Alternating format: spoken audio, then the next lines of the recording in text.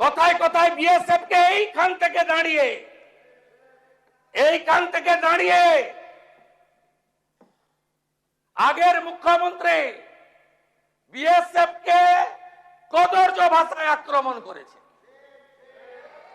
এখানে প্রস্তাব এনেছে বিএসএফ এর বিরুদ্ধে। জমি দিয়ে তারপরে নিন্দা করতে পারতেন।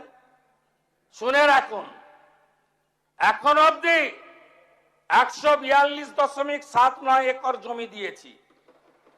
কোচবিহার 22.95, জলপাইগুড়ি 35.165, দার্জিলিং 8.815, সব মিলিয়ে এই 600 কিলোমিটার এলাকা কয়েক মাসের মধ্যে একদম বেড়া তৈরি হয়ে যাবে।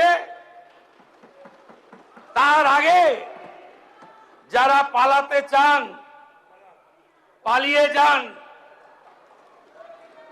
আমার ডাকে সাড়া দিয়ে হাকিমপুর দিয়ে অনেকেই পালিয়েছে। বাকি যদি আপনাদের পরিচিত কেউ থাকে তাদেরকে বলুন তাড়াতাড়ি চলে যাওয়ার জন্য। রাষ্ট্রের সুরক্ষা, রাষ্ট্রের নিরাপত্তা আর বাংলাকে সুরক্ষিত মজবুত করার জন্য এই সরকারের নীতি একদম পরিষ্কার। এই বিষয়ে আঙ্গুল তুললেই জসমিন দেশে যদাচার।